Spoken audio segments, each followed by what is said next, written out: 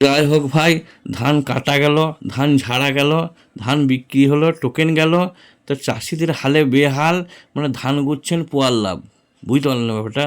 মনে হচ্ছে চাষিদের যদি 18 থেকে 20 খানা যদি ধান না হয়, তাহলে চাষিদের ওই ধানের রাশটাই দেখতে পাবেন ধান গাদা, কিন্তু দেখা যাবে ওই ধান ট্র্যাক্টরওয়ালাকে, মুনিশকে, একে তাকে ওষুধের দোকানে শোধ করতে করতে ধানের রাশ সব শেষবারে দেখবেন পোয়ালের ধানগুলো লাভ হলো আর খাটাই ছাড় হলো।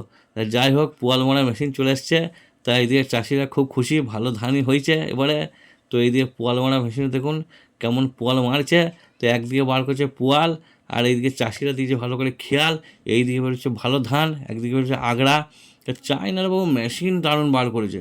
হ্যাঁ গো, চায়নারা এত মেশিন বার করছে, তা একটা মেশিন বার করতে পারছে না? না বার করতে ওকে দিচ্ছে না বলো দেখিনি? যে এমন একটা মেশিন বার করবে, সেই মেশিনটা এত বড় মেশিন, সব মানুষগুলোকে ওইদিকে ঢুকিয়ে দিলে, দিয়ে যেগুলো শালা চিটিংবাজ, ফেরববাজ, শালা কুলঙ্গার, সেইগুলোকে ওই কুটুরির মতো ফা পুড়ে লিখে শালা সুন্দর করে বাঘের সামনে ফেলবে। শালা বাঘের খাবার হয়, অনেক মজা করেছিস তোরা দুনিয়াতে। তো এরকম মেশিন বেরোবে না, আর ভালো মানুষগুলো এরকম ভালো ধানের মতো সুস করে বেরিয়ে আসবে। তো চায়না থেকে এই ক্ষমতাটা হচ্ছে না বাবু। তো চায়নারা পারবে না, কিন্তু পারবে একজন, সে সময় হলে।